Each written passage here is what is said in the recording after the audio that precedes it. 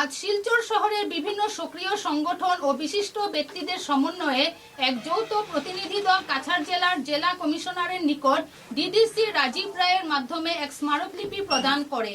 এই যৌথ স্মারকলিপি প্রদানের সিদ্ধান্ত গত 31/6/2026 তারিখে শিলচরে ইয়র্স এঙ্গেজমেন্ট সোশিয়াল ইভেন্টস ইয়াসিএর কেন্দ্রীয় কমিটির উদ্যোগে আয়োজিত নাগরিক সভায় গৃহীত হয়। কাছাড় জেলা bar association, all India United trade union centre, নাগরিক স্বার্থ রক্ষা সংগ্রাম পরিষদ, সিআরপিএস, প্রগতিশীল নাগরিক সমন্বয় মরু, Barak democratic front, united forum for Barak valley development ও ইয়াসি সহ অন্যান্য সংগঠন যৌথভাবে শিলচরবাসীর বিভিন্ন অধিকার ও জনস্বার্থমূলক দাবির পক্ষে এই উদ্যোগ গ্রহণ করে। স্মারকলিপির মাধ্যমে জেলা প্রশাসনের নিকট বিভিন্ন জ্বলন্ত সমস্যা তুলে ধরা হয় এবং জনস্বার্থে কাজ করার ক্ষেত্রে PWD, NHIDCL, municipal corporation, water resource বিভাগ সহ অন্যান্য সংশ্লিষ্ট কর্তৃপক্ষের উদাসীন ও অবহেলামূলক মনোভাবের বিষয়টি জানানো হয়।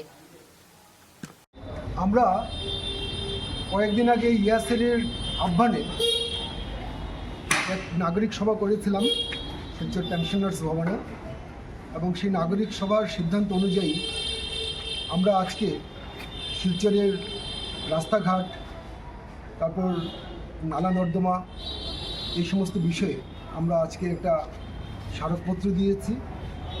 আমরা একটা ডিসির কাছে দিয়েছি। ডিসি যেহেতু আজকে শিলচরে নেই, তিনি অনুপস্থিত, সেই জন্য আমরা ডিডিসি রাজীব রায়ের কাছে আমরা এই মেমোরেন্ডাম আজকে আমরা পৌঁছে দিয়েছি। এবং এই মেমোরেন্ডামের আমাদের এখানকার যে স্পেসিফিকেশনের কাজগুলো হয়, এই কাজগুলো যে অনেক ত্রুটিপূর্ণ, এই বিষয়টা ওনার কাছে আমরা উল্লেখ করেছি। আমাদের এখানকার একজন ইঞ্জিনিয়ার এখানে আছেন, মিস্টার অনির্বাণ ভৌমিক, উনি সমস্ত টেকনিক্যাল বিষয়গুলো তিনি তুলে ধরেছেন। এবং আমরা রাজীব রায়কে আমরা এই অনুরোধ করেছি ডিটিসিকে যে সংশ্লিষ্ট যে ডিপার্টমেন্টগুলো আছে, এই সমস্ত ডিপার্টমেন্ট পিডব্লিউডি থেকে শুরু করে আপনার আরও যে সমস্ত ইনক্লুডিং আমাদের মিউনিসিপ্যাল কর্পোরেশন, ওয়াটার রিসোর্স এবং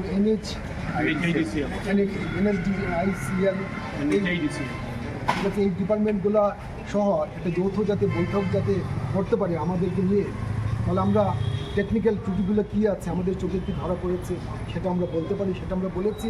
এবং রাজীব রায়কে আমরা বলেছি যে আগামী 10 দিনের মধ্যে তিনি যাতে এই ধরনের একটা সিটিং তিনি যাতে ট্রেনিং যেতে করেন, এবং আমরা আশা করি তিনি নিশ্চয়ই এটা করবেন।